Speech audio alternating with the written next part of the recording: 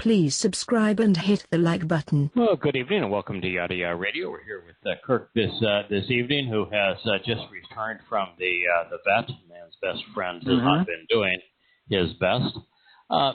Kirk, do you remember how the Boy Scouts tried for a while to prevent homosexual scoutmasters from serving in the ranks? Yes, I do, actually. Yeah, and do you remember how they were assailed in the media for doing so, and the media's claims that there would be no correlation between homosexual scout leaders and pedophilia, the abuse of these young Boy Scouts? I actually recall that as well. That was the argument. Hi, JB.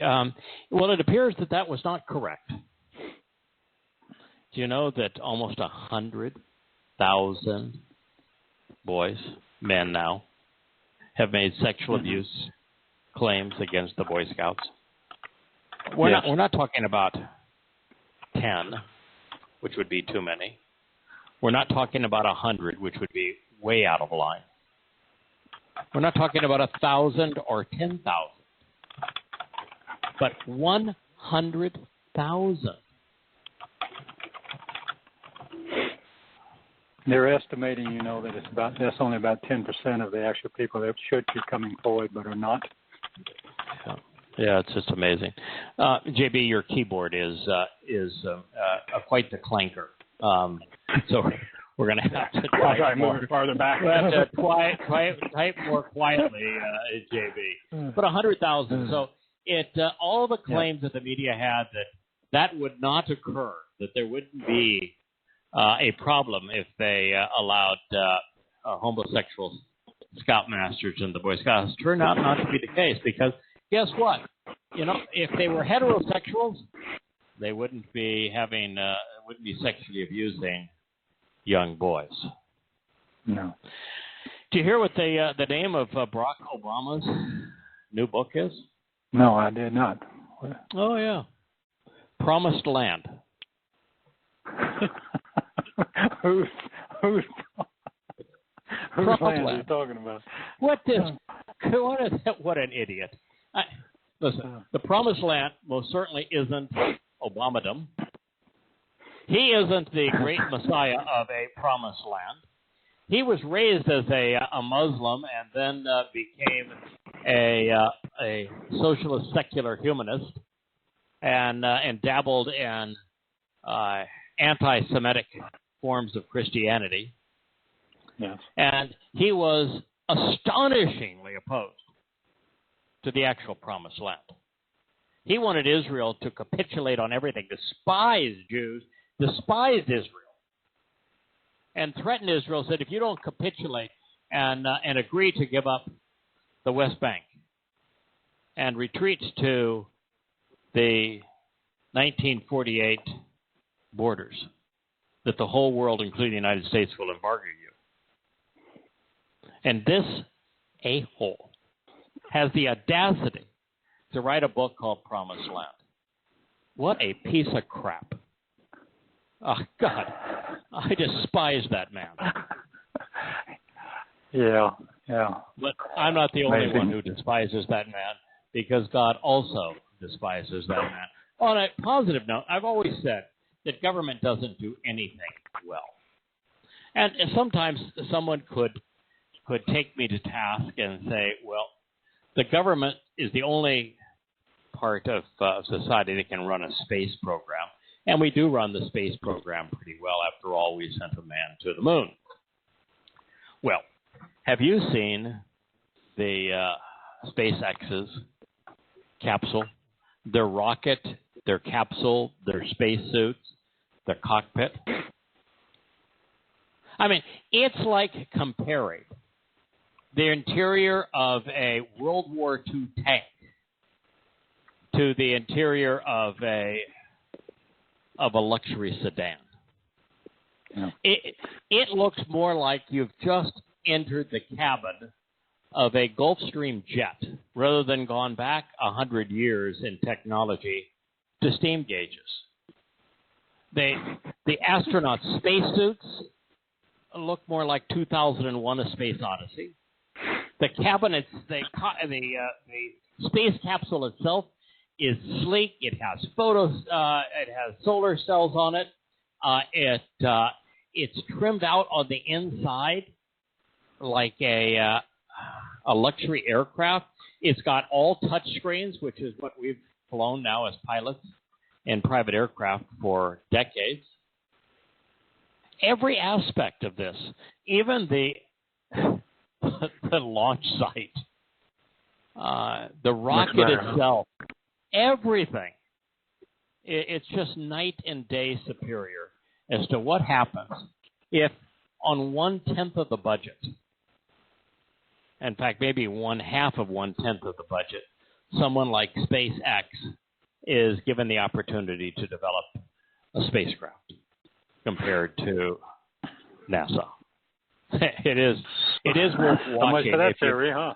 Yeah, if you haven't done so, that the one thing that we would have thought that government could do better than the private sector turns out not so much. The government, in fact, cannot do so. I think that's probably enough news today. After all, told us not to pay much attention to it because it would be distracting from his message. And it's just so overwhelmingly conspiratorial and negative.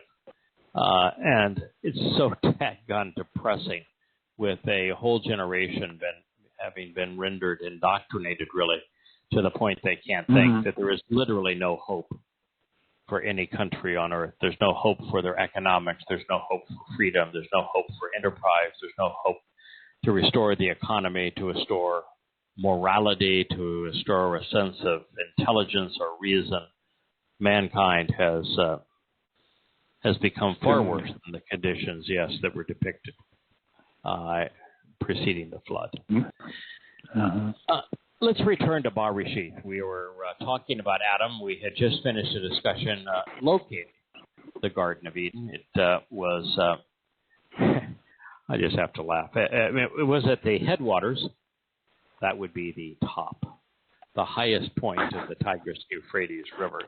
I say that because I must have read, like a dozen articles of people saying, those can't be where they have found it because the biblical account has the Garden of Eden at the mouth of the Tigris and Euphrates rivers. God was so clear. This is the source. This is the headwaters. That would be the beginning of these rivers, and he named 5 of them. And, of course, they all currently come within 100 miles of each other with Lake Van as their epicenter. And yet, scholars be idiots, I guess.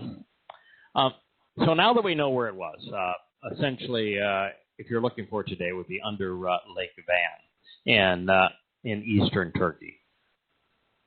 Let's look at what Yahweh had to say.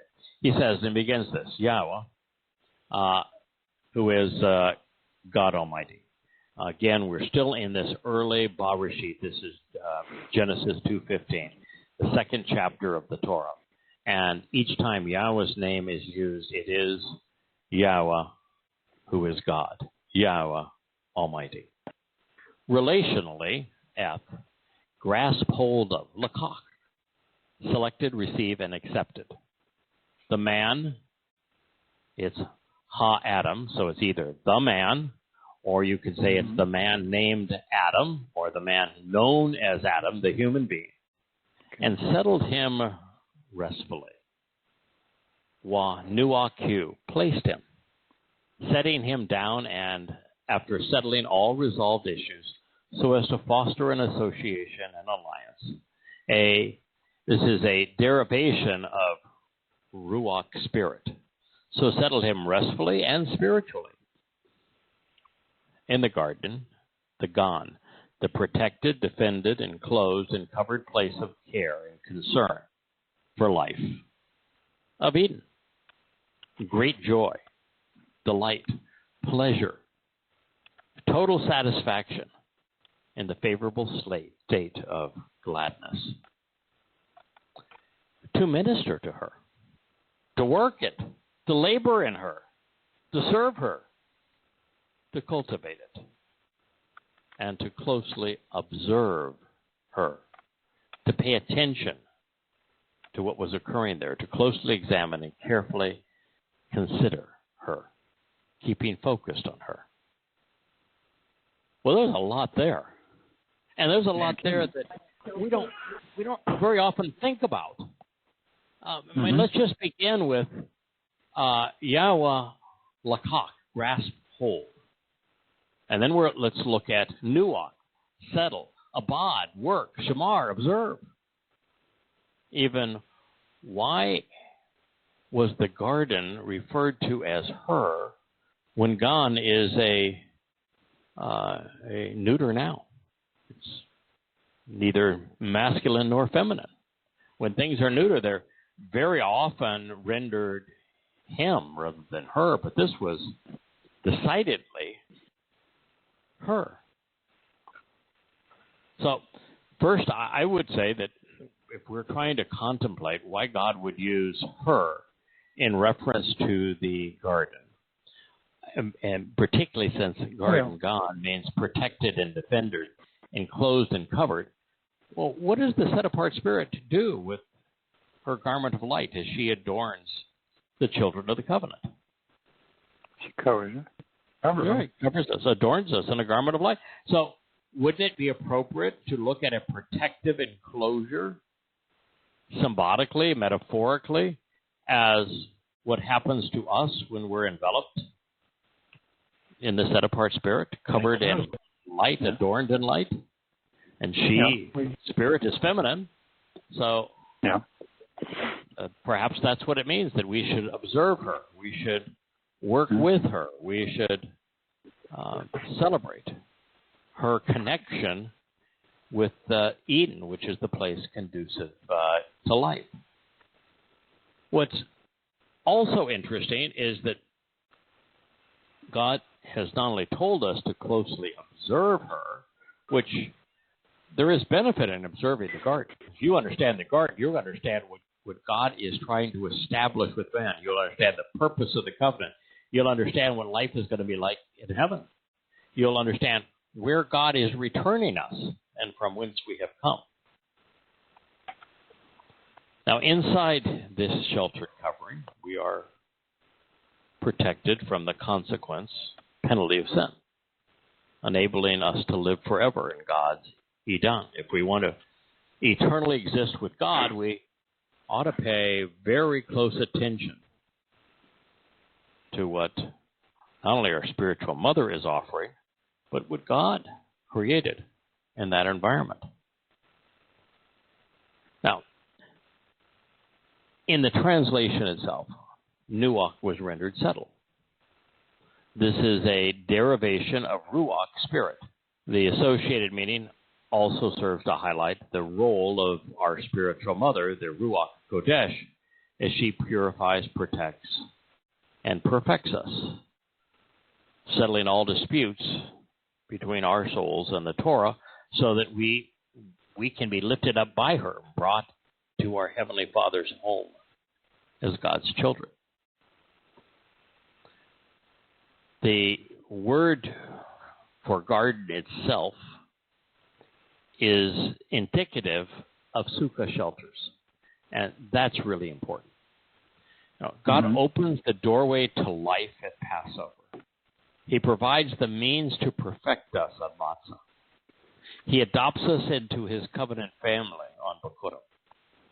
He enriches and empowers and enlightens his children on Shavuot, such that we as a family can share what we know about Yahweh, what we know about man, on Towrah, in hopes that Yahweh's relationship with Yisrael and Yahudah might be reconciled on Kippurim, so that we can all re-enter the garden, Sukkah, and camp out with Yahweh thereafter.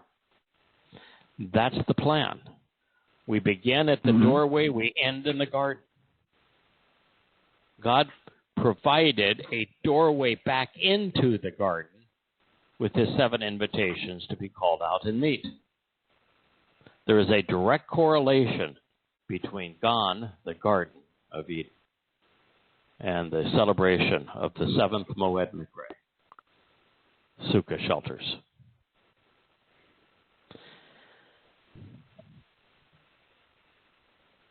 Now that we understand the association between Eden's garden and the festival feast of shelters, let's consider how Nuach settled is associated with the Shabbat, because there's a correlation there too.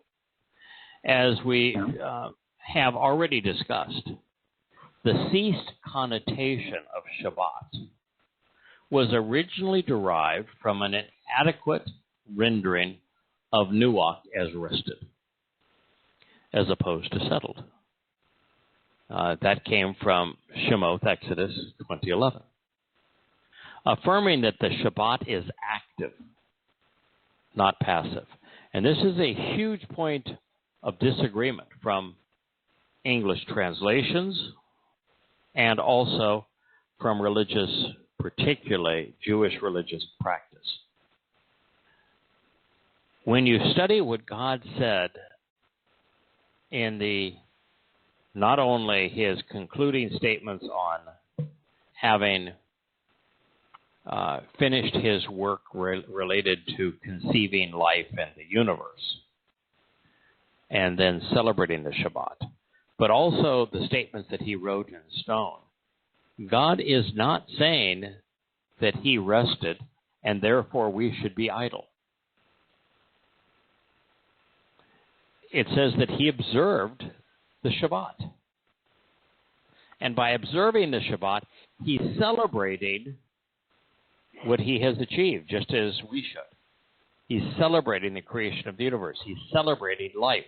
He's celebrating the opportunity for us to be part of his family. So the Shabbat isn't a time for us to be idle, for us to do nothing. God is never idle. God doesn't want us to be idle. What did he just say in this previous statement? So that Adam, could work in the garden, and so that he could observe what was going on there. Well, what was happening there? This is something Yahweh created, and it was filled with life, an opportunity to enjoy the relationship, an opportunity to enjoy life, an opportunity to explore. That's what we're going to be doing in eternity. And so God is not creating a state of idleness. And heaven is not, as Christians and Muslims perceive, where you're sitting in some luxurious environment, laying down on cushy couches, singing songs of praise, wearing white robes, and who knows what else. That's not it. It's going to be busy. It's going to be productive. We're going to be accomplishing things. We're going to be observant, observing the universe, observing life within it. And just as Yahweh likes to work, he will have us work. And when we stop working, we stop growing. We stop developing character. We stop having any value. We stop having any purpose. So it is, I think, important for us to recognize that the Shabbat isn't about resting. It is about doing what Adam was designed to do in the garden, being observant, engaging, serving, working, doing. It's active, not passive. Where did that concept come from? Because it's pretty well stated this way. I mean, it's not that hard to figure it out. To work, to serve largely, I think it's because of the inadequate rendering of Nuach, and the part of the problem is that God was required to dumb his people down, those people who actually spoke Hebrew and could do what I'm doing. Look at Nuach and realize that Nuach is a derivation of Ruach, and that Ruach is amongst the most important nouns in the Torah, meaning spirit. Sure. And so Nuach would be the being born into the spirit, if you will, where Ruach is to observe the spirit, to see and listen to the spirit would be Ruach. Nuach would be to be born into the spirit. And they certainly should have had the capacity to make that connection 2,000 or 3,000 years ago. They spoke the language. The Torah was revealed through them and to them. But they didn't.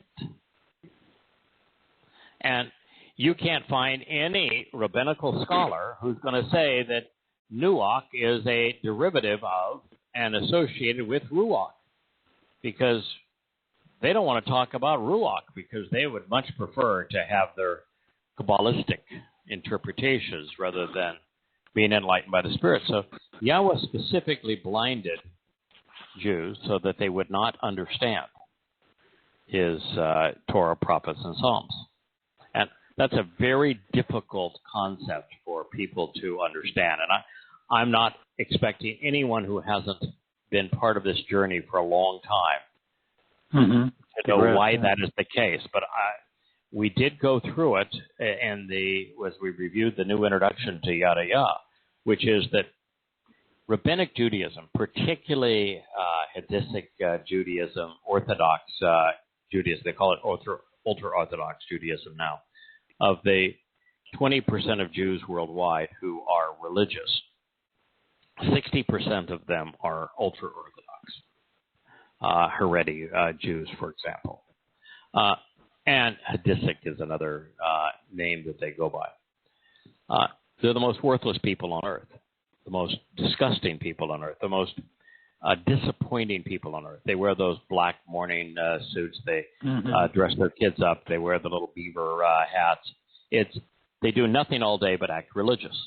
And there is this notion that they have created, or that they're somehow observing the earliest of the monotheistic religions. No, the ultra-Orthodox Judaism, the Judaism of most religious Jews today, 60% of them, was actually conceived in the 18th century. Didn't exist prior to that.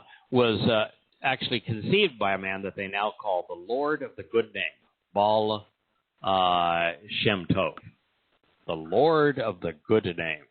Well, I'll tell you what, the reason that Yahweh dumbed his people down and made them blind is because he didn't want his good name ruined by them.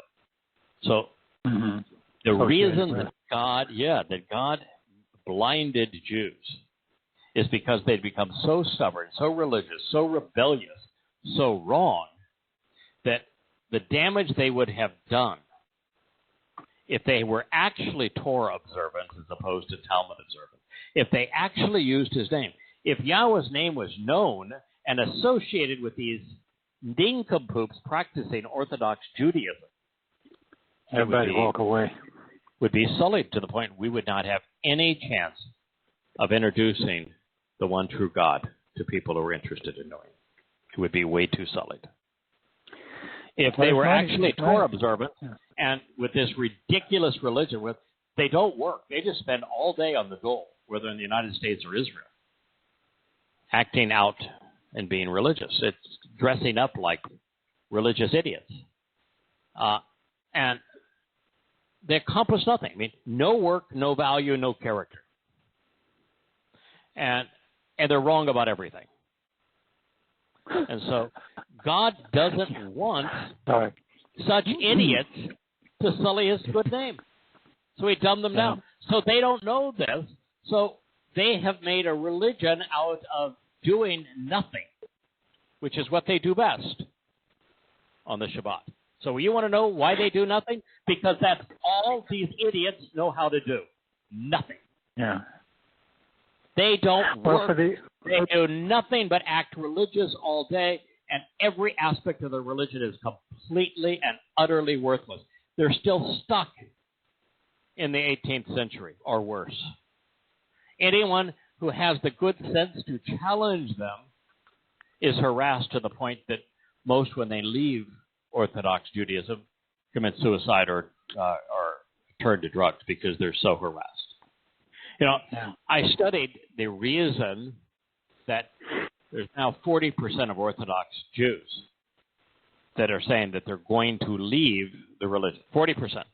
And the reasons they give, almost 60% of the reasons they give is because the religion is so hypocritical and irrational that there's no justification for any of the idiotic things they demand of the faith. So 60% of the reason is there's no justification for any of their stupidity. Almost all the rest is the way they treat women and the disgusting nature of the leaders themselves.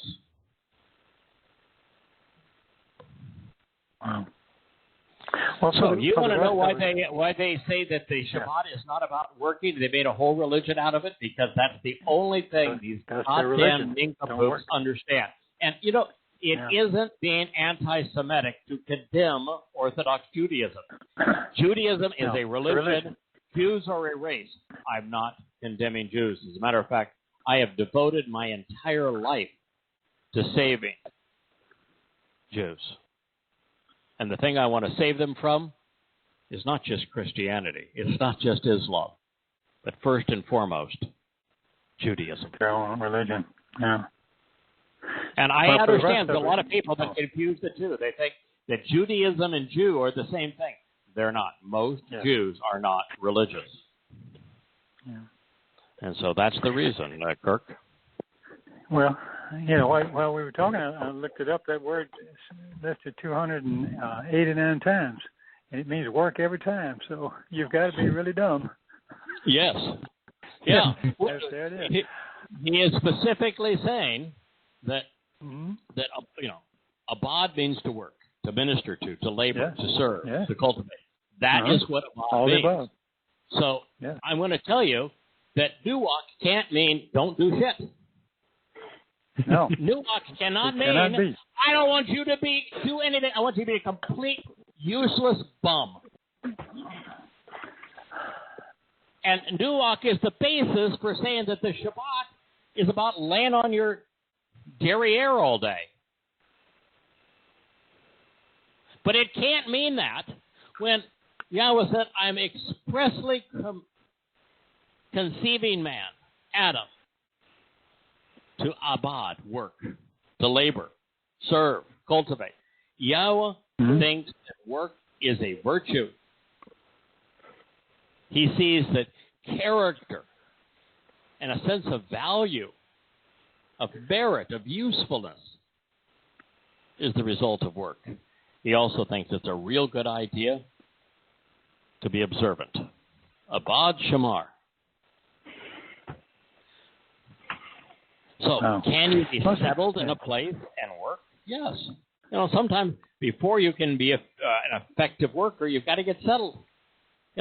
Somebody moves to a new area and they want to be gainfully employed. Well, the first thing you do is get a home base, someplace where they can eat and sleep and take care of their family, recharge their batteries. Yahweh settled him, and then he began to work. But that's the nature of the Shabbat. The Shabbat is to be celebrated. The Shabbat is not to be idle.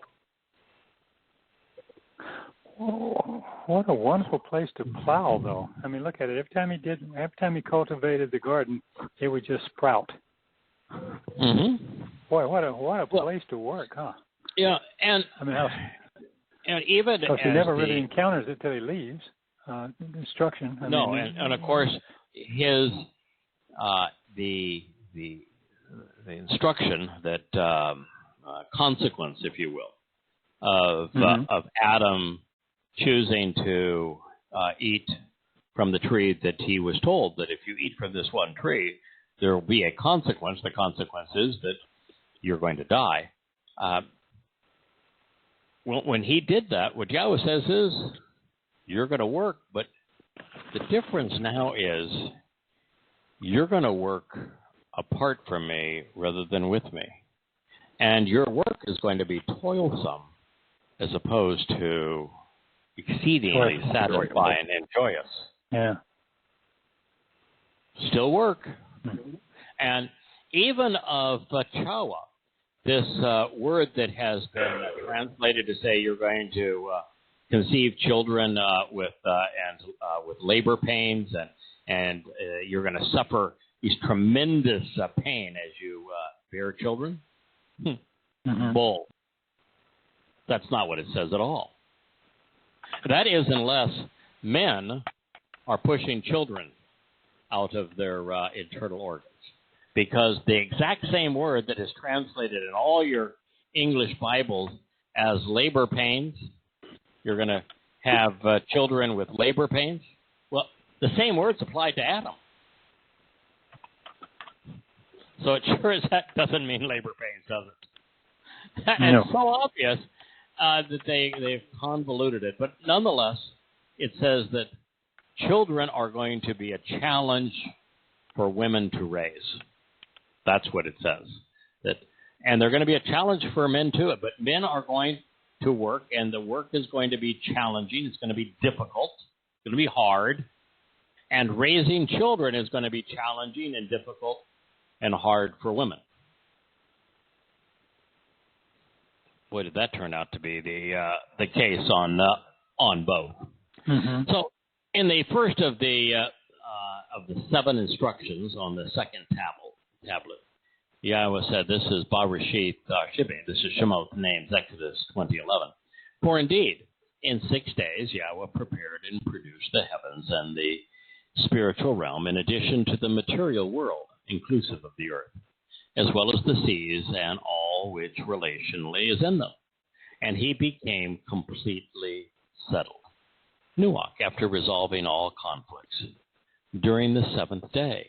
Therefore Yahweh blessed and adored the Shabbat day, setting it apart as special." A blessing is an active thing. Adoring is active. Setting something apart and treating it as special is active. These are all active concepts. According to the best etymological resources, Nuach wasn't used to convey rest, as in the absence of movement, but instead communicate the idea that God's mind was settled because he had worked to accomplish what he set out to do, resolving every issue. He had not only created a companion and settled him safely in a joyous garden, he had conceived the means to an everlasting familial covenant relationship. In the context of the Shabbat and of shelters, Nuach represents security and victory of salvation. As such, Nuach was deployed in Barashith 8:4 to affirm that Noach and his family were saved because the ark Nuach settled safely on the mountains of Ararat after the flood. Do you know what the difference between Noach and Nuach is? No. The O in Noach is from a Wah that has been removed. So Noach is a contraction of Nuach. Nuach is the complete term in Wah, and then the CH, where Noach, the O from the Wah is implied, but not explicitly written. So Noach and Nuach, same word, which is also fascinating to think about. It is. Cool. By the way, I'll give you another one where the O sound is from a W that was removed in the contraction of the word. You're familiar with Eloah? In Hebrew, Eloah is the basis of El and Elohim. Elohim has an O sound, doesn't it? Mm-hmm. The O sound is from the aloha with the wah. So there are many examples of Hebrew where the O sound becomes contracted, where it is still there as the verb, but the letter that created that sound is removed in the contraction of the word. Noach and Nuach is an example. Now, here's another example of Nuach. It was used in conjunction with the other ark, that one, the Ark of the Covenant. This is from Yahowah, Joshua 3:13. And it shall come to be as the soles of the feet of the priests lift up and bear the ark of the covenant, that the upright pillar of the land will settle securely and victoriously in the waters of the Yarden River. So, very clearly, to settle securely, to settle victoriously, Nuach. It doesn't say that the soles of the feet of the priests who lift up and bear the ark of the covenant shall be idle in the Yarden River. It doesn't say that they're going to stay there in the middle of the Yarden River and do nothing. It doesn't say they're going to rest in the middle of the river and take a nap. Not hard to figure this out. And the spiritual implications of all of this, Nuach and Ruach. Now, there is another lesson we can learn from Bereshit 2:15. While joyous, delightful, pleasurable, satisfying, and restful, paradise is not being idle. Adam had a job, a purpose, work, which needed to be done. And that's good news. Lounging around for all eternity would not be anyone's idea of a good time. I'm sure you guys the same thing. You want to learn, to explore the universe. Yeah. Productive. The first time we were given the opportunity to be a seven-dimensional being and explore the universe and go to the farthest reaches, both inward to see how atoms and molecules are put together, and then outwardly to see how other galaxies and solar systems and planets look, and life exists on those other planets and other solar systems and other galaxies. I don't think there's a single one of us that's going to say, no, what I want to do is take a 1,000-year nap. Why don't you wake me when it's all over? No, I think we have plenty of energy. We'll keep going. Okay. You're having your first opportunity to embrace Yahweh such that, you can cozy right up to him, and because he's elevated and expanded and magnified us such that we can be right there in his presence. Who of us is going to say, nah, Betty by time, I'm going to take a long snooze? Excuse me, God. Rather than celebrating this occasion, I just think I'm going to sit here and be religious and rest and do nothing. I mean, what part of this life is so hard that you say, I think what I need is a long vacation? I mean, I understand raising children is difficult. Taking care of a home is difficult. Spending the time I do translating, it's a lot of work. We all have jobs. It's a lot of work. When you're elevated to 7 dimensions, or any of us are going to say, well, now that we're finally here, let's just lounge around all day and take long naps? No. No. If the seventh day is the most special, it's the day that Yahweh adores the most, do you think it's like romper room and that's the time we're just all going to pull out our little napping mats, lay down our little heads, and go off and do nothing? Is the most special thing to Yahweh doing nothing? No, he's a weekend kind of guy. Yeah, did Yahweh celebrate on the seventh day doing nothing, or did he celebrate all that he'd accomplished? All he accomplished. So what is he celebrating? What he accomplished, not nothing. Come on, folks. It's not. None of this is difficult. It's so damn obvious, and yet we have 3,000 years of Jews trying to figure out how they can get away with doing nothing on the Shabbat. Don't do your ordinary job. Make it special. That part is important. It can't be special if you're doing the same thing you do every other day. But that does not mean that you do nothing.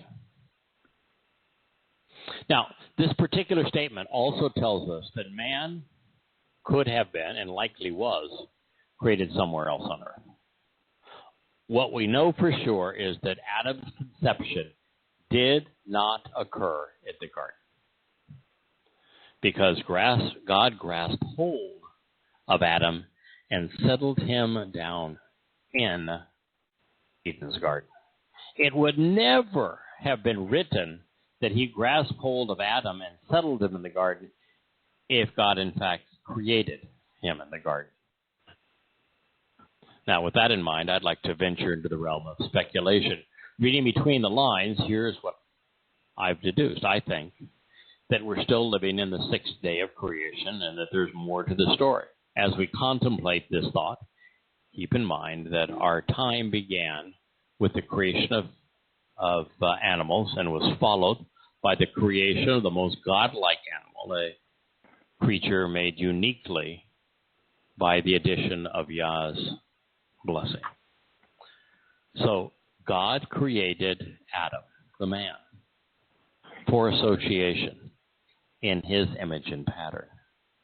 In the image of the Almighty, he created him. Male and female, he brought them into existence to be together. Therefore, God knelt down in love to lift them up, saying to them, "Be productive and grow, becoming increasingly great. Choose to be satisfied and prosper within the material realm and overcome it." We'll move on here in a moment, but just think about how much has already been said. I'm a little bit flabbergasted that the religious nincompoops that decided to put numbers to verses didn't recognize that each of these is an independent thought and really ought to have a separate pause and think about what was said here before you go on to the next statement. So to begin, so God created Adam, Adam, for association in his image and pattern. Now, is a word you don't have to translate, but throughout Bereshit Genesis, if you don't translate you're going to have incomplete sentences a whole lot of the time. In this particular case, is essential. So God created Adam for association, to be with him. Means with. Mm-hmm. In his image and pattern, Seslem, hue, in a manner resembling him as an example and model. So it not only means that God is our creator and specifically conceived Adam and brought Adam into existence, and that Adam was brought into existence for the express reason of association and therefore the covenant. God made us in his image and pattern. So what is it that is unique about man that would be different from other animals? Because this would tell us what God is like, correct? If we just go through this, that God created Adam, the man, for association in his image and pattern. Yes. So if we look at what is unique about man, that's going to tell us a lot about God, shouldn't it? Okay, sure. So let's begin. How many upright animals are there? An animal that walks upright most all of the time. Only mankind. That's it. That's it. There are other animals, apes and chimpanzees, that are capable of doing it, but they don't really walk that way. for very short periods of time. Yeah. That's not their primary modus operandi. But man is the only upright being. So that must tell us that God is upright. When we are upright, what does that do for us that other animals do not have, that is so essential to our uniqueness and achievements? Well, you can see around better. You can move. Well, you can move in different directions easily. No. What is the primary benefit? Because there's all sorts of negatives of being an upright creature. If you're an upright creature, you're bipedal. You're now having to use a huge part of your brain just for balance. If you're a bipedal creature, your ability to be nimble and to climb is hugely reduced. If you're bipedal, the speed to which you can travel is hugely reduced compared to a quadruped. So being bipedal is a disadvantage in terms of speed, quickness, acceleration, freeing up your brain to do other things, as well as agility. So what is it good for? Well, you can. Well, I go back to Shamar and creating and thinking. Nope. Okay, I give up. It frees our hands. Okay, I was just thinking. Frees our hands so that we can use tools, so we can write, so we can hug our children, so we can lift up our children, so we can reach up to God, so we can hold a book, so we can write in a book. It frees our hands. There's no other creature like that. What is the first letter in Yahweh's name? A. Oh, a free hand. A free hand, right? Down, yeah. A free hand. Yep. Mm-hmm.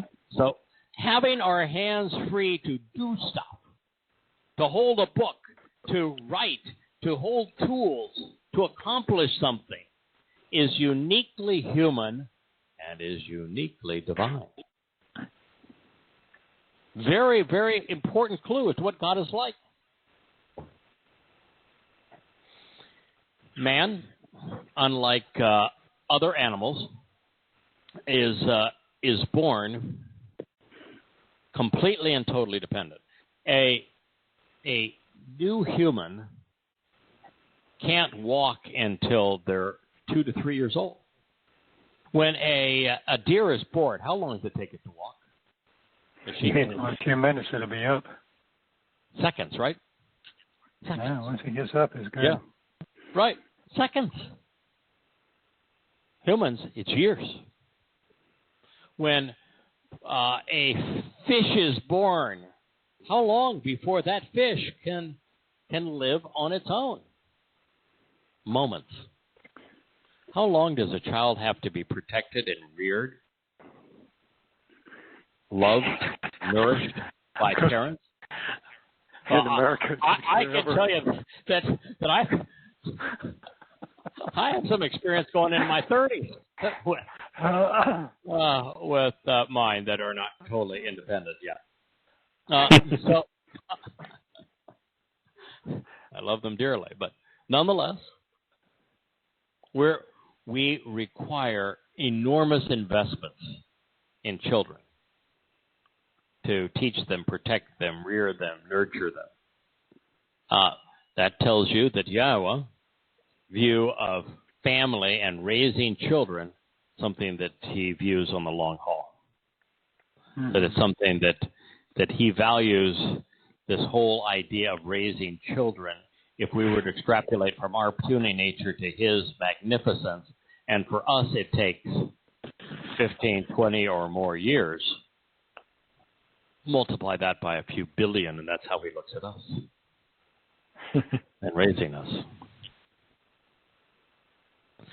So, in humanity, can you tell me any other being that creates a permanent home? beaver will create a home. A bird will create a nest. They might go back to the nest. But that's permanent home, away. building and conceiving and designing home, pretty much a human quality. Oh, yeah. Are there any other animals that we know of that have an extensive vocabulary? No. No. There's the likelihood that with the reverberations, there's some form of communication with some whales. There's some kind of a clicking sound that seems to be some form of communication with dolphins. There's loud noises that are forms of communication, but in terms of a language, no, that's human. As a matter of fact, the way our tongue language, but that was me. Yeah. Our tongues form and our mouths form, we're uniquely qualified to speak, to communicate with language. And is there any other creature that's capable of writing and reading a language? Not to my knowledge. No. So communicating in writing and reading what is written is uniquely human. What animal has the largest brain for its body size? Yeah. Humans. Yeah. So God is saying that he really values thinking. So there are just so many aspects of mankind that tell us, that are unique to humankind, that tell us a lot about God. Now, it's true that there are many other animals where the male and female come together, and there's even some that marry for life. Very few, but there are some. That's not even most humans marry for life either, but long-term marriages are not exclusive to humans, but certainly more known to humans than anyone else. Mm-hmm.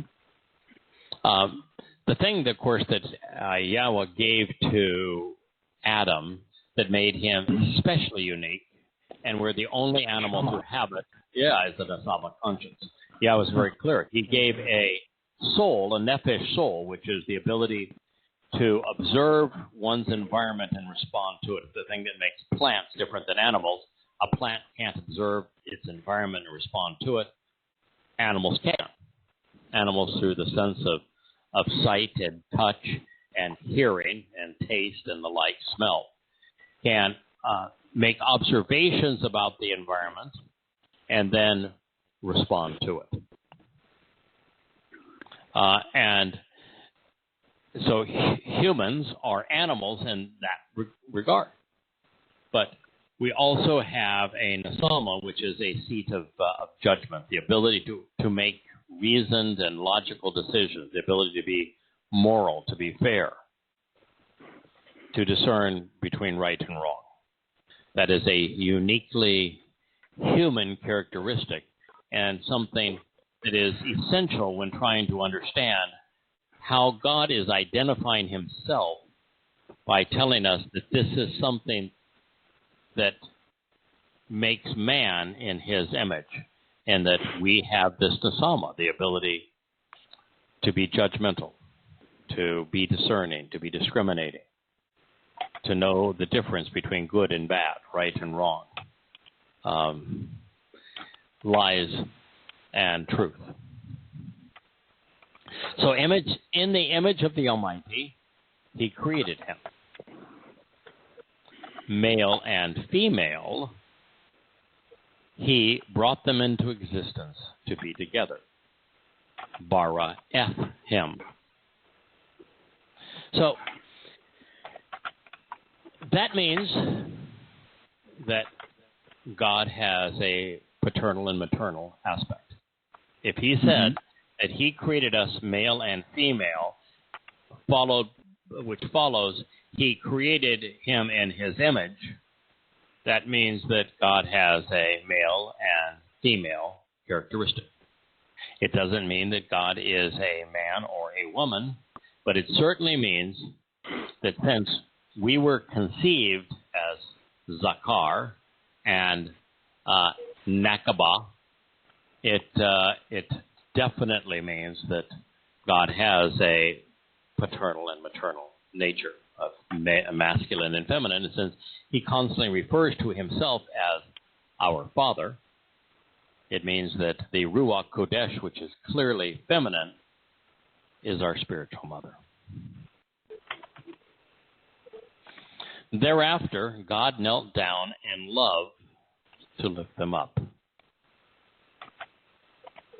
Well, that is a concept that nobody who is religious missed by every religion. They want to bow down to God and lift him up. Right. Now, there was a period of time I was working out an hour and a half a day. I was pretty fit. And I don't think, as fit as I was during that period of time, that I would have much of a chance of lifting God up. But I can tell you that at any point of that time, he could lift me up. You know, his hand is reaching down and out to us, and we're standing up in his name. It's pretty obvious who is doing the lifting and who is doing the rising. And so God has created us so that he, from his point of view, he wants to be as a father. A father gets down, a mother gets down in love, barak. They kneel down in love for the benefit of their children, to lift them up. And that's precisely what barak means. It means to lift someone up by kneeling down in love. And that is the way it ought to be. Would you want to have a relationship with a God that wants you to kneel down and worship him? Or would you prefer to have a relationship with God who says, I'm here to lift you up so we can have a meaningful relationship? Yeah, well, the former way I'm not in a religion. Yeah. No, it would just be serving out of fear. Correct. As opposed to embracing out of love. Yes, right. Then he said to them, be productive and grow, becoming increasingly great. Isn't that what we all want for our kids? We want our kids to be productive. We want them to grow. We want them to be great.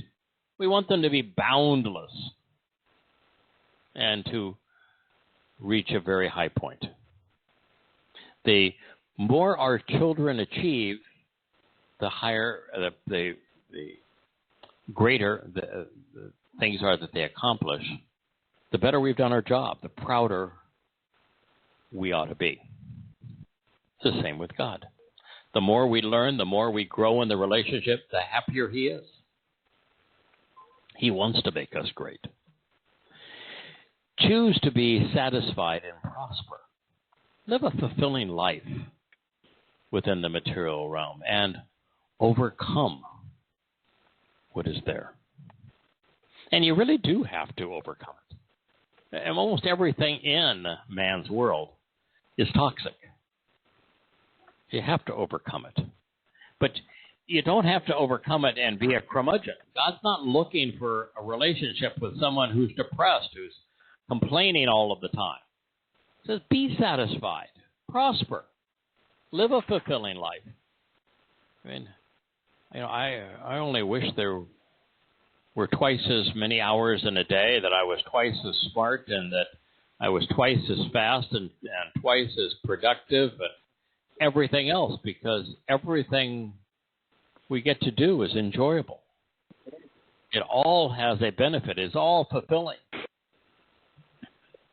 We just like more of it. Huh.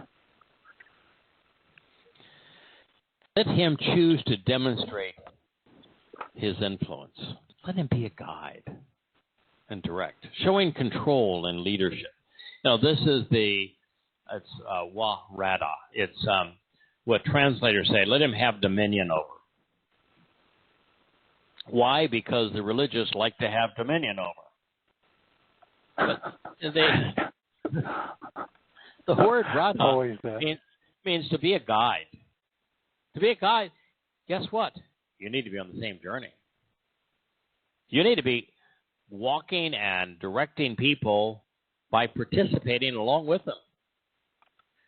Show leadership, but also show control.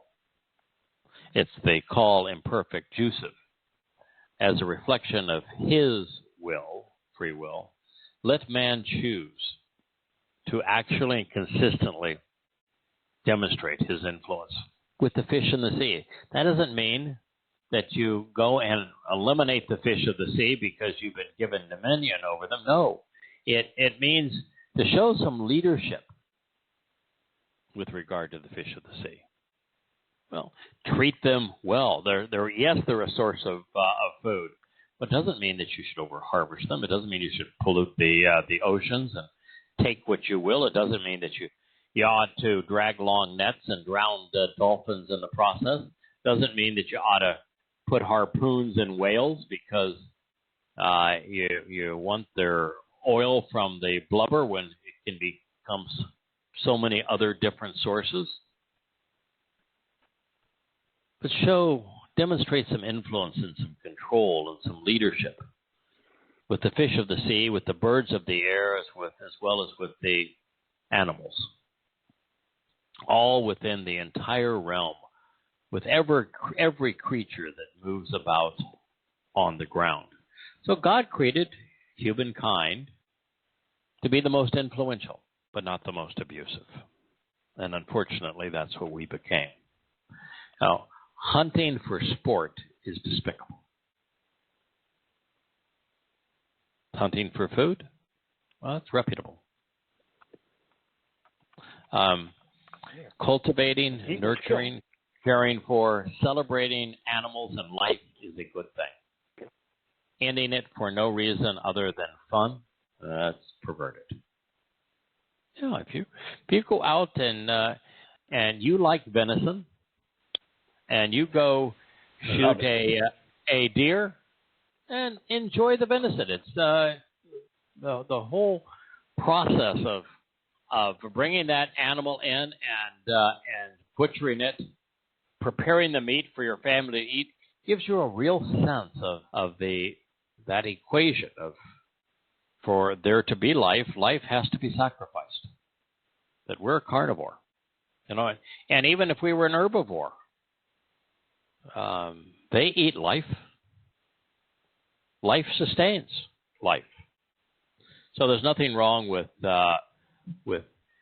killing so long as it's done in a humane way to live. Then Yahweh Almighty formed for association and accompaniment Adam out of the material substance of the ground. So that is to say that we are a material being. He's going to tell us that we have a nephesh soul and an neshama conscience, but that in essence we are a material being. We're formed out of the afar, the fine and very small natural particles of earth and elements. You know what our number one component is as substance is as a human being? Beyond water? Water. Yeah, water. About 60 to 65% of our mass by molecular weight is water. That's interesting, of course, because we call ourselves a carbon-based life form. The reason for carbon, of course, is carbon with a molecular molecular weight of how many electrons and protons are there in the carbon atom? Oh, don't get me lying. I ain't done chemistry since high school. Okay. What is the number of man? 6. What's the number of man? 6. So would you like to speculate as to how many electrons and protons and what the atomic weight of carbon is? 6. Yeah, there we go. It is 6 indeed. I love these open book tests. Yeah, open book tests. I just help you with the answer there. But Yahweh makes it very clear that life comes from water, and that water is essential to all life, and that we are about 2/3 water. But God's made it very clear we're a material being. There's a vast difference between a material being and a being comprised of light energy. With a light energy being, you're limitless in time. You're limitless in power. You're the speed of light times the speed of light greater than a similar material being. So even with our marvelous conscience nasama, we are still a material being, which is hugely limited. You're stuck in time. And there's nothing you can do about it, the fact that you're stuck in time. As a material being, we're not even capable of perceiving the fourth dimension, much less maneuvering in it. As a matter of fact, if humankind were liberated in the fourth dimension as a material being, it would instantly kill us. It'd be so overwhelming. The noise of it, the brilliance of it, and most importantly, the choices associated with it. Now, you and I have right now the choice to go forward, back, left, or right. We can, walk through a door, open a window, we can roll around in our desk chair. There's a fairly limited number of things we can do in terms of our mobility. We can even jump up in the air. I'm pretty agile. I can jump at least 3 inches now. And we can stay there for, a fraction of a second. But, in our airplanes, we can go up higher and longer, but we're pretty limited in what we can do. Well, if we were fully a four-dimensional being, can you imagine the choices? You're not only limitless in left and right and up and down and back and forth, but you're also limitless. You're limitless in time. You're limitless in time. Wow. And so it is. There's so many options. So it's not just do I want to go over there, but do I want to go back there? It's not can I just go up there, but can I go forward in time? And so the choices would be way beyond what our minds could even comprehend. And that's just in the fourth dimension, much less the fifth, sixth, and the seventh. Can you go back in time? Sure. Well, I know, but doesn't that mess things up if you ain't careful? I guess we'd have to have a Torah in your heart to know that not to mess anything up. Well, first of all, there's only going to be physical. You can go back just as an observer. Right. There's only going to be that would make sense. a 1,000-year period where we can go back in this time, where we could see, when we could see these things, and because we are going to be spiritual, not material beings, as we are given this opportunity during the 1,000-year celebration of Sukkah, to go back in time. First of all, as spiritual beings, we'll be observant beings, not physical beings back there in time. Therefore, we're not changing. Watching the parade.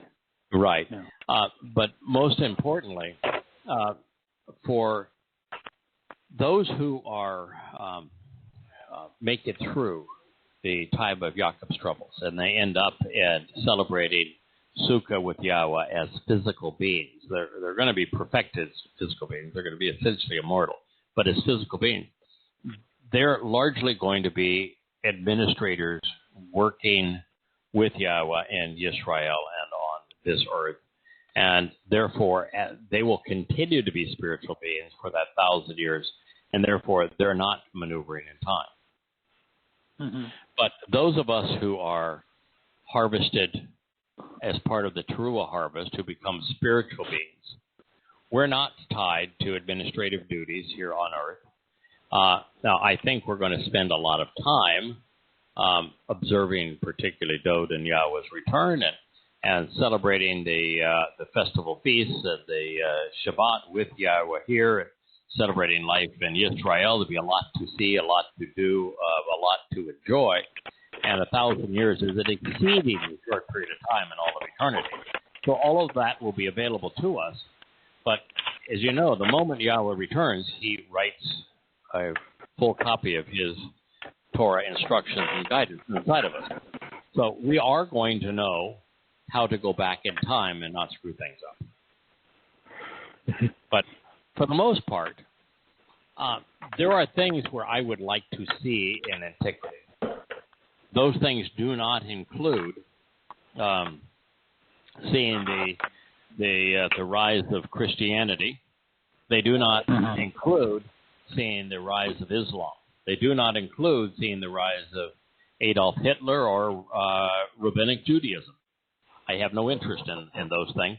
So, and it would be impossible for me to see them and not want to do something about it. Yeah. Kill the perpetrators because of the harm that they will have inflicted on humankind. But so I'm just not going to do that. But and I know I don't want to see the building of the pyramids. Doesn't that have any interest in me? What has interest in me is the same things that had interest to Yahweh when he was with Adam. I want to see the conception of life and what it was like, to be with the brontosaurus. Or see the first single-celled organism come into existence. Yeah. What was that like? What's it? It was the earth like before man polluted it and corrupted it, and you see all the beautiful streams and mountains and forests and flowers and the nature of all of these interesting beings that no longer exist. So that's the kind of what I would like to see. And then, of course, I want to see how it all holds together. I'd like to explore the inter-universe. And then the first thing I'm going to want to do, though, since Yahweh's going to, not the first thing. The first thing is probably just enjoy Yahweh's company, spend some time around some of my favorite characters like Dod and Yashaya, Elia, and it'd be fun to get to know Moshe and Nuach. I think would be a hoot. And they have a lot of interesting characters, Shamuel, and so there'll be a lot of people that will want to get to know, and it'll be fun for us to celebrate our relationship with those we have worked hard with and successfully worked with in the covenant family. But my great thrill is I love astronomy. I just think the idea of actually going to Mars, going to the moons on Saturn or on Jupiter, would just be so fascinating. I would love to go to and visit the other solar systems as part of the Milky Way. Yeah. And wouldn't it be fun to go to a nebula and to other than there's 400 billion constellations, or 400 billion galaxies out there, and they average several hundred billion stars apiece. Most of which are going to have a solar system. I mean, just think of how much there is out there to see and explore. I mean, there's one star out there that we're told now has become almost essentially a diamond. It'd be pretty cool to see that. Wow.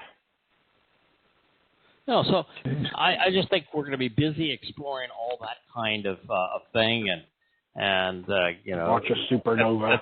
That 1,000 years is going to go quickly, and then Yahweh's going to create a new universe with us as witnesses. So I just don't think there's going to be much temptation to go back to the time that Rome was being so abusive, or that the Jews were enslaved in Egypt. I wouldn't mind going back to see the moment of the Big Bang. That would be kind of cool. That would be cool. No, I don't know if you're going to be able to go back all 16 billion years and 15 billion years, but I am not smart enough to know what instructions God's going to give us. I'm just delighted that we're not going to be thrown out there and say, okay, go do whatever you want to do without instructions. I'm not getting on that bus. If a black hole is... How close can I get to the black hole? Yeah, if a black hole is indicative of what Sheol is like and a lightless place separated from God, I'd like to look at one at a distance. But I don't need to get too up close and personal. And so, we'll say, you ought to stay a fair distance from that. There's a consequence. Avoid it's the just event like horizon. Yahweh said in the Garden of Great Joy, I've created all this wonderful stuff for you to see and to eat and to do. I'm just giving you some advice. Don't go over there and eat from that one tree, because if you do, there's going to be a consequence. So if he says, a lot of things for you to see and do, don't travel into the core of a star, and don't test a black hole. Yeah, I'm just not going to be tempted to go do those things. There's too many other fun stuff to do. Mm-hmm. And, we got here by respecting Yahweh's advice. Probably wouldn't be a good time to disregard it. So, do the De Beers know about this star that's made out of a diamond? My guess is there won't be any De Beers and traveling out there with us. Good. So then Yahweh Almighty formed for association accompaniment adamant of the material substance of the ground. There is a little insight here, just worth noting. What's the difference between Adam and the Hebrew word for ground? Nothing, is it? It's a red earth. One thing. Adam is written Aleph, Daleth, Mem. And the ground is written Aleph, Daleth, Mem, Hey. So the Hebrew word for soil, earth, ground is the feminine of the Hebrew word for man. Yep. So it's Mother Earth in that sense. Mm-hmm. He blew, Nephash, breathed into his nostrils a life-giving, restoring, and sustaining chayim lives, the plural of chay, a renewing and prolonging conscience, neshama, seed of rational thinking and good judgment, of recognizing the difference between right and wrong, discernment and discrimination. Well, God has already said that he took Adam from someplace and he put him in the garden, right? So he's already told us that all animals have nephesh souls. And now he's told us that man was created in his image, and the first thing that he's telling us about this man is that he blew into his nostrils a life-giving, restoring, and sustaining conscience, a nesama. So what is the purpose of the nesama based on that statement? The ability to think and understand Yahweh. So you have an association with him. So if you're just going to deal with that statement, the purpose is to live. Yeah. Okay. Life-giving, restoring, and sustaining. Chayim. Yes. He blew into his nostrils a chayim, nesama. So the purpose of the nesama is to continue to live, to renew and prolong life. So with our nephesh soul, we have temporal life. With the nesama, we have the opportunity to have that life restored, renewed, and sustained. So in the introduction of the word, he has defined its purpose. So the seat of rational thinking, of good judgment, the purpose of that is so that our lives can be restored and sustained. Now, when it says that he blew into his nostrils a life-restoring and sustaining conscience, nesama, where did the nesama come from? Came from Yahweh. Mm-hmm. It's part of him. Yahweh said that he made man of the smallest particulate of the earth, of the dirt. So, man did not come from Yahweh. Yahweh created man, but he created man out of these material substance. But the Nesama, he blew into us, which means that Nesama came from Yahweh. So we have part of God in us. The Nesama is literally part of God inside of us. Now, that's a very powerful thought.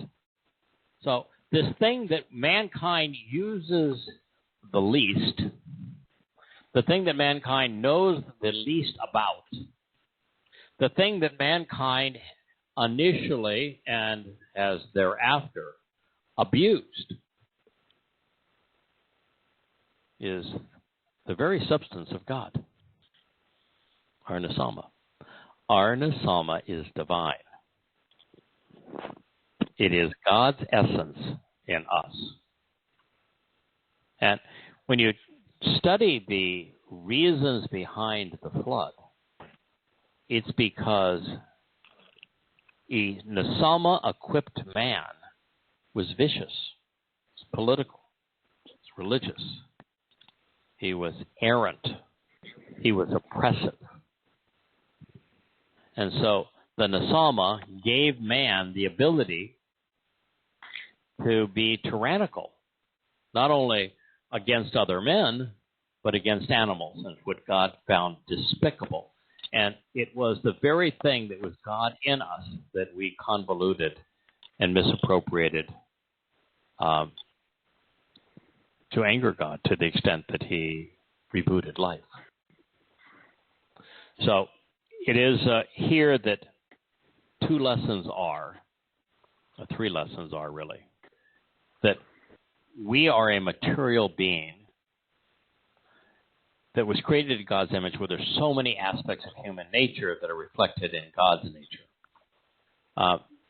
But that while our physical substance is the same as the physical elements of the earth, we have a divine aspect of God's nature within us, and that is the Nesama.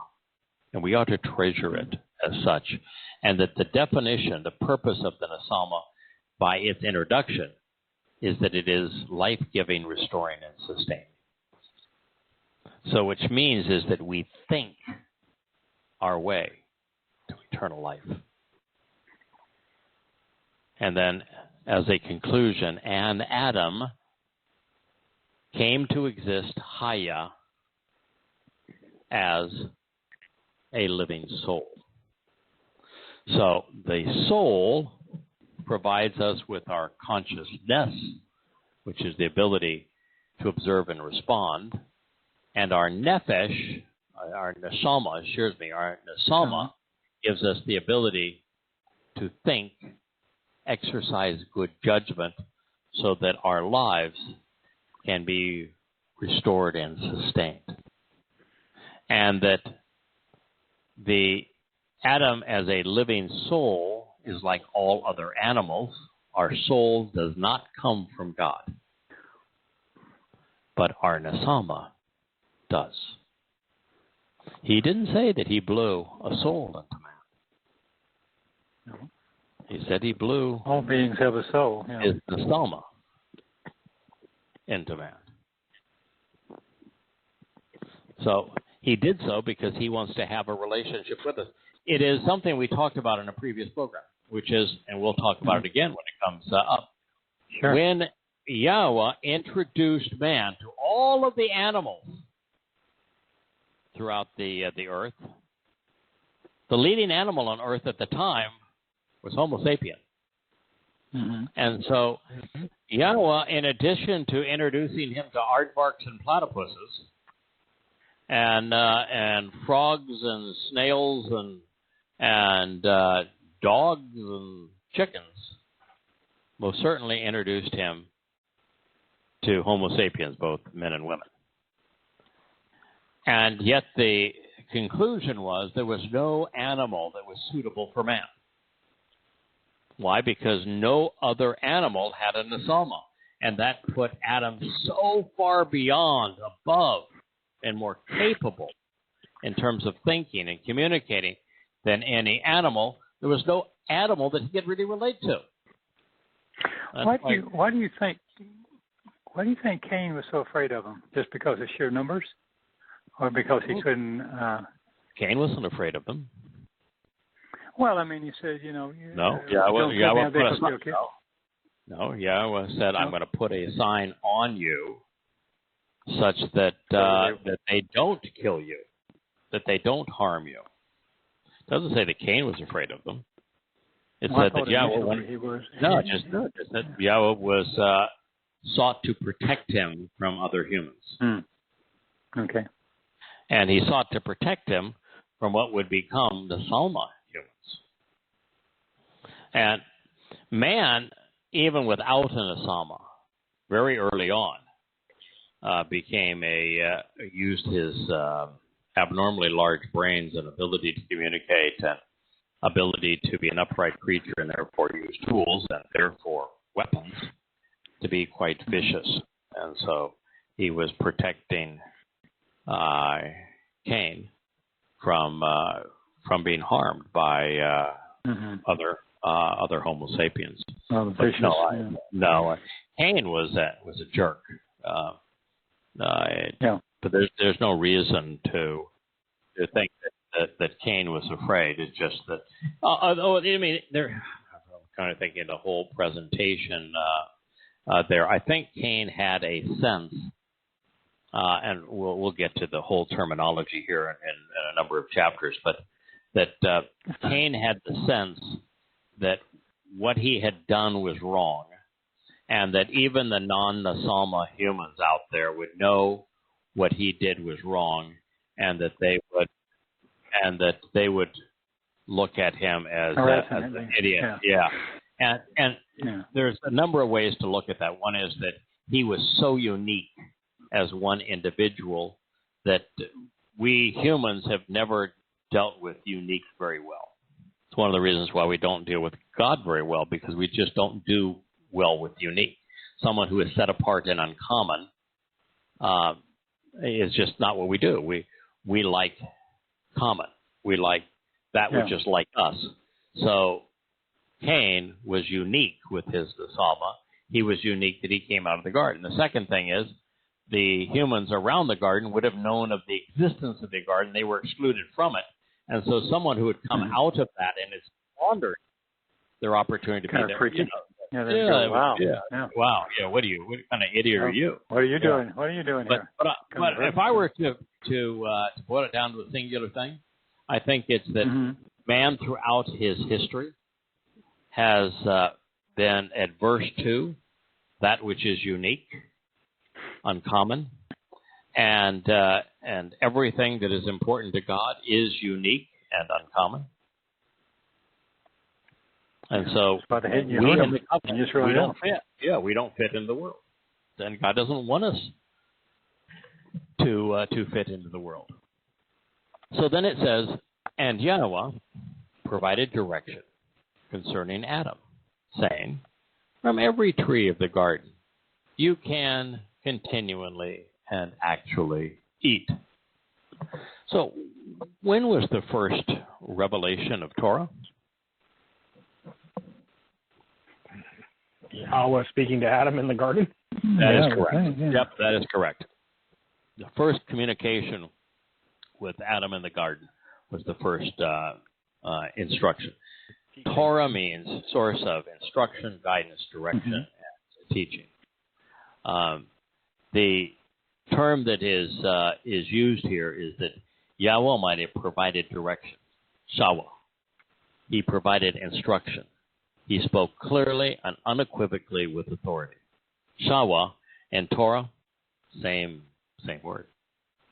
Same exact concept. So the first instruction for the first Torah teaching from Yahowah was his first communication with Adam. And he said to Adam, hey, every tree of this garden you can continually and actually eat. Practical advice. Designed specifically for you. I have got all of this stuff, and it's all here for you.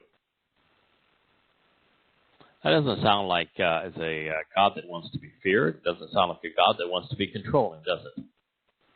No, it sounds like a great father to me. But all this here, these are all good. You don't need to worry about them. There's Don't worry some about trees later, maybe, but these ones, they're all good. They're all good. Whatever you want. Since Eden is a word picture of life in the covenant, it's encouraging to see such liberty and exuberance with regard to Yahweh's Eden instructions. It's all good. It's all free. It's all expansive. It's not restrictive. That's the thing about a relationship with Yahweh that's so different than religion. The Orthodox Judaism is all about restrictions. Countless restrictions. No liberty, no freedom, no expansiveness. All restrictions. And with Yahweh, it's all about opportunity and choices and freedom. There would have been hundreds of thousands, if not millions, of trees in the garden, and they were all available to Adam. There were no limitations on when to eat or how to eat. And when it came to what to eat, at the very least, 99.999% of the available options were acceptable. In fact, a call, the Hebrew word for eat, is not only repeated, expanding its meaning, it was spoken of in the infinitive call imperfect. This collectively reveals that the relationship between God and Adam and the vast array of beneficial options was genuine, continual, unequivocal, expansive, actionable, and vivid. Now, taking this to its natural conclusion, it is Yahweh's intent that we humans ought to be free to consume whatever we see fit, feeding upon anything we desire. However, in the infinitive, as a verbal noun, we will become what we choose to eat. So if we consume Yahweh's words and are nourished by them, we'll flourish and grow. If we devour man's political, religious, or conspiratorial rubbish, we're going to become garbage. That is what the infinitive does as a verbal noun. We are what we eat.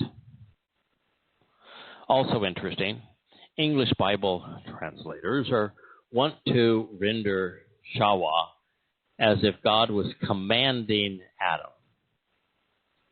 But that would be like a general ordering a private to do whatever you want. Okay there, private.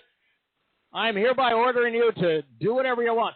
I've created this opportunity for you. You can choose any weapon or no weapon at all. You can choose to go wherever you want. You can do whatever you want. I really don't care. Those are my orders. How in the world could anybody in their right mind translate Yahowah as commanded under such circumstances? I'm commanding you to eat whatever you want. I'm commanding you to enjoy whatever you like. Why is nobody having fun? I specifically ordered it. Yes, I ordered you to have fun. It's not a command when there are a million acceptable options. It's not a command when there are a million acceptable options. Therefore, I feel vindicated in being among the few who consistently translates Yahowah as provide direction, instruction, and spoke clearly and unequivocally with authority. In the realm of free will, in consideration of a language without a word for obey, and within the context of the guidance and teaching of the Torah, Yahowah is accurately translated provided instructions, guidance, and directions, teaching mankind. Now, freedom and liberty are good up to a point. They cannot, however, be unlimited, because the choice to restrict the freedoms of others and constrain their liberty always turns out poorly. we call the result, and the few imposing their will over many, civilization. But there's more to it than that. If we have literally unlimited choices and no restrictions, if there are no guidelines, you cannot raise a child that way. If there are unlimited choices, we humans can't even process it. You know, it becomes dysfunctional. It's the example of what happened when places like the Soviet Union became the Russian Federation, and Russians were given the opportunity, rather than queuing up in a long line, to get a loaf of bread that would last them the week, and there was the one loaf, no matter how crappy it may have tasted. Now to go into a store anytime they want and to buy bread from any one of 40 different suppliers in each different store, and to have a choice of bagels or English muffins, French bread or rye bread or sourdough bread, yes, or raisin bread. Countless choices. It's overwhelming. If you were to see a person that came from an impoverished place where there's only one form of cereal or one yogurt, go into a Western grocery store for the first time and see 20 feet, 8 shelves high, packed with countless choices in yogurt, they're paralyzed. Too many choices doesn't work.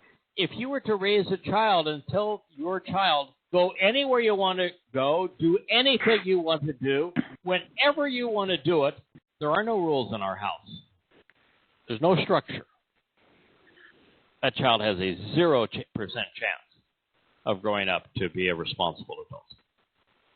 So there have to be some restrictions. As parents, we ought to focus on being liberating and encouraging our children to freely seek the best opportunities for them in life and to grow.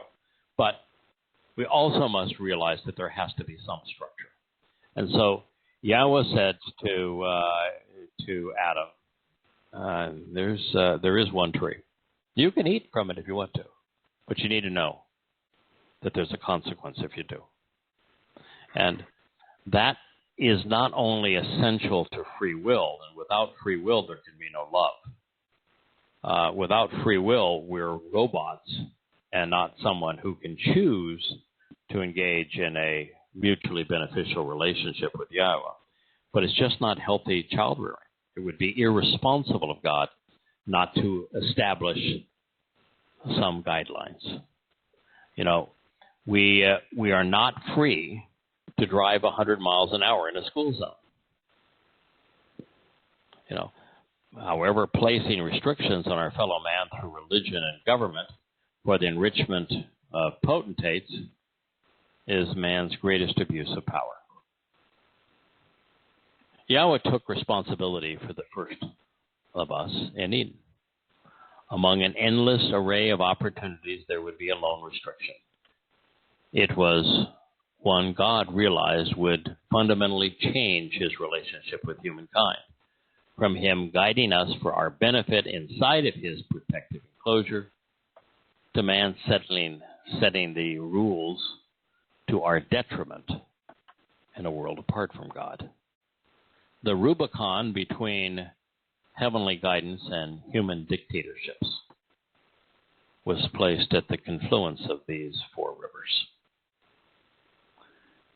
But from the tree, the upright wooden plant with firmly embedded roots and branches which reaches up to absorb the light, from Atzah to provide counsel and advice for the purpose of developing a backbone and overcoming challenges, often painful, or risk of being shut out, masculine, from Et's tree, of the knowledge hadayah, of the awareness, of the acquisition of information through observation with the exercise of good judgment, leading to understanding, the ability to make rational connections between appropriate aspects among the discernible evidence, relational morality, being discriminating, perceptive, and judgmental.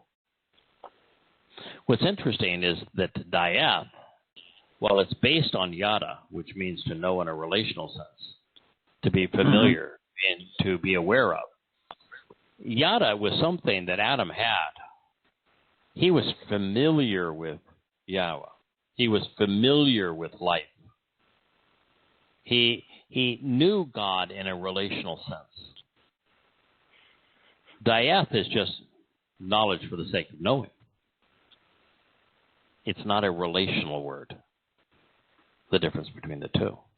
So the knowledge of good, tob, that which is beneficial and productive, correct and proper, favorable and enjoyable, desirable and agreeable, moral and right, vulnerable and worthy, even beautiful, generous and pleasing, pleasant, festival, joyful.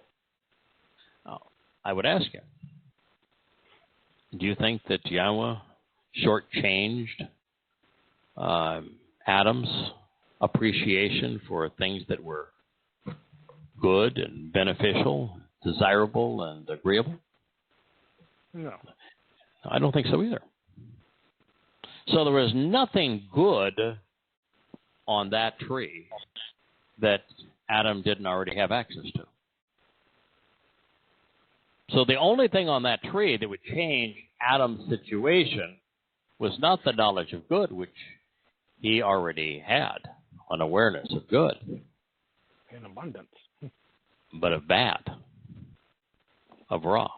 You know, it's interesting, too, that every translation wants to make it the tree of the knowledge of good and evil. Well, raw and tob are the inverse of one another. And so it would be improper to translate tob as good and raw as evil, even though evil is one of the definitions of raw. They're being used as a direct comparative, and the antithesis of good is bad. It's bad. Now, you know, it might be too simple, but, you know, when Asher acts up, she's a bad dog. She's not an evil dog. She's bad. There's a big difference between bad and evil. You know, we can make a bad choice. Doesn't make it the choice evil. Now, there are bad choices that are evil, but not every bad choice is evil. Right? So what's wrong with functional and dysfunctional? That's fine. Is that too simplistic? Nope. Or? No, as a matter of fact, I think that if you go through the tob list, that which is beneficial, then on the raw list, you should have that which is ineffective. If on the tob list you have good, the first comparison on the raw list would be bad. So if we have on the good side beneficial and productive, on the bad side it should be ineffective and counterproductive. That's good. And then raw, errant and improper, disadvantageous and miserable, undesirable and disagreeable, immoral and wrong, worthless and meaningless, ugly, restrictive, displeasing, unpleasant, morbid, and even evil, harmful, malignant, depraved, and sad. That's the raw list. And what I did in the raw list and the tob list is I tried to write the counter to each aspect of good and bad in the same order. So that which is beneficial and productive, correct and proper, becomes that which is ineffective and counterproductive, errant and improper. That which is favorable and enjoyable becomes disadvantageous and miserable. Desirable becomes undesirable. Agreeable becomes disagreeable. Moral becomes immoral. Right becomes wrong. Valuable becomes worthless. And so all of those things are valid comparisons, but we ought to compare them similarly. And since there really isn't a counterpart to evil on the good side, what is the counterpart to evil and good? And, you have to use other words. Divine. Yeah. Pardon? Oh, divine. Yeah, but Tob doesn't mean divine. Yeah. So if you're looking for a definition of Tob that is a corollary to evil, I don't think there is one.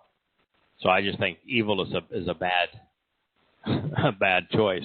And I actually think that this idea between the two things that we've talked about, good and bad, because there's a lot of bad choices that just aren't evil, and beneficial and ineffective. I think beneficial and ineffective are also prime things. So what Adam did not know, and there was no benefit of him knowing, which is why God said, there's a consequence of eating from this tree. He did not have any exposure to ineffective, counterproductive, errant, improper, disadvantageous, miserable, undesirable, disagreeable, immoral, wrong, worthless, and meaningless, ugly, restrictive, displeasing, unpleasant, morbid, or even evil, harmful, malignant, depraved, and sad. Now, I'm not certain that there is an advantage of knowing those things other than how are you going to know that it is appropriate to disassociate from man and to associate with God if you don't know that these are the characteristics of mankind? Yeah. But Adam didn't have to make that choice. Well, he wouldn't have needed to know, but he would later. I mean, we would later. Yeah. So, we need to know it, and he didn't. In order to function, yeah. How many times have we asked, do you think that man is basically good or evil? And they always want you to tell you that they think that man is basically good. They will, no matter how many people ask you, before you even answer, they will tell you that they think man is basically good. When Yahowah was talking about the end of the flood, he had some remorse of the severity of the flood, and he said that he's never going to slight the earth again in this way, even though he said man is his inclinations, his motivations, his thoughts, and his judgments are essentially raw. Yeah, from the very beginning. From the very beginning. Yeah. So Yahowah clearly recognizes that man is basically raw. Now, if you want to translate raw as evil, have at it. But it doesn't have a concrete meaning, though. So yes. Yeah. What raw means is it's the antithesis of Tob. Raw is ain plus a rosh, so it's the perspective of man on man. It's man's perspective on himself. Raw is man's perspective on himself. And when man gets overly enamored and focused on man, he becomes raw. So we'll return to this statement next week. The statement just ends as a consequence, key, because as a result, indeed, strengthening the statement by revealing a contrast and a consequence. In a day, in a time represented by a day, and on a day, you will absolutely die, defined by having eaten from it. How long did Adam live? He lived 900 and, almost 1,000 a long years. time. Yeah, 70 years, perhaps. Yeah, it's 960 years, I think, is the time outside of the garden. It's probably maybe it's 930. 930. Yeah, 930. and then another 70 probably in the garden. So Adam lived 1,000 years. So in a day with Yahweh is like 1,000 years. You want to understand the timeline of Yahweh, understand it in the plane out of 1,000 years. In 1,000 years in a day, Adam died. But he began dying the moment he consumed the fruit. Yeah. So in that day that you consume it, you're going to die. You're going to, in fact, what it says is you're going to be defined by having eaten from it. So you're going to die defined by having eaten from it. Fascinating presentation. So let's just return to this point this time sure. next week. It's a great story. It's just like every statement that Yah makes. If you are diligent, if you're observant, if you're open-minded and thoughtful, there's just so many marvelous insights that help us understand who He is, what God's offering, what He expects in return, and how we can capitalize. I got one more question. One little quick question. Sure. If he didn't eat the fruit, and he's perfect, he doesn't die. If he doesn't die, does Yahweh take him to join him later? Or is that complicated? Did he need to die? I mean, did he need to? You know what I mean? Yes. So because if he's perfect, okay, he doesn't die. So if but it also stays in the material form.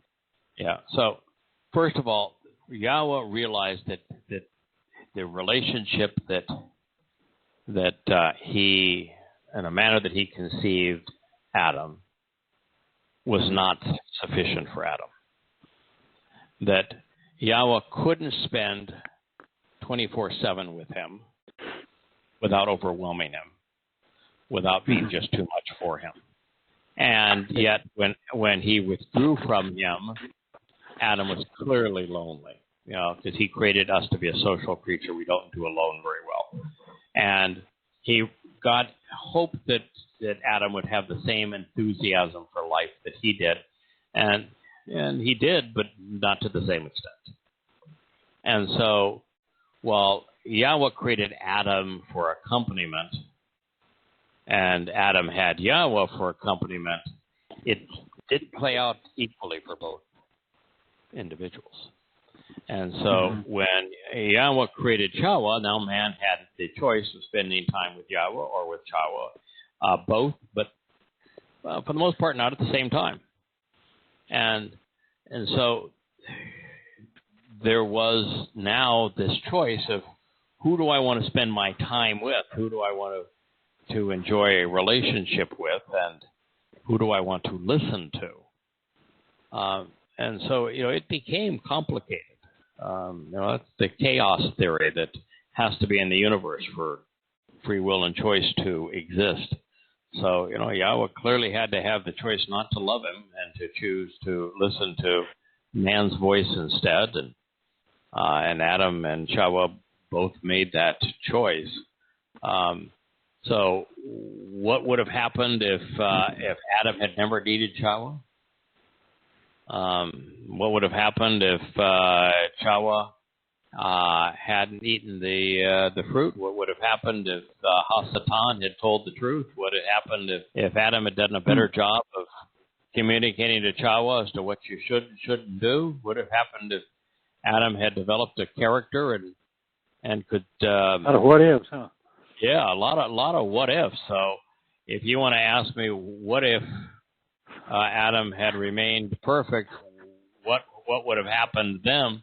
I got too many what ifs to get to, and really, all of those what ifs were necessary. Which of those what ifs would you take away? None. He had to die. He had to do what he did. And come to the realization that it was the wrong thing to do. I'm not saying that. No, I don't think he had to. Yeah. I think he chose to. No, he didn't have to. He chose to. Yeah. No, I'm quite convinced that Yahweh was content and delighted, joyous with his relationship with Adam, and he was so enamored with Adam that he said, I think Adam needs more. And he did his best to entertain him and engage him, and he said, "No, I think he needs more. He needs a woman." And so he created a perfect complement for Adam, and then he recognized this whole relationship thing with Adam and Towrah, and how long is this just going to go on with the tug of war? Where I'm certain that there was some resentment with Towrah towards Adam, towards Yahweh, and some fascination that Adam had when he was just with Towrah. And we know that the children of Israel, overreacted to the voice of Yahweh, saying it's just too imposing, too powerful. To have your Creator be able to see your every move is a little intimidating. There's a lot of subtlety that's going on here. This is not a monolithic, simple situation. Relationships are complex, and so no, I don't think he had to do anything. It's just the way the choices played out, and yes, I am certain that Yahweh, while he didn't know everything that was going to happen, because that would ruin the purpose. Yes. He still saw the big picture and knew that ultimately he would have to create a way for us to get back into the garden and to reestablish that relationship, but to reestablish the relationship with people who chose to be there. Yeah. Who wanted to be there. Fair enough. Who liked what was going on there. And, I'm hoping to bring my Yahweh with me, because that's something that Yahweh realized that's a real, very nice addition to the garden. All right. Well, let's pick up. I didn't do a very good job of answering your question.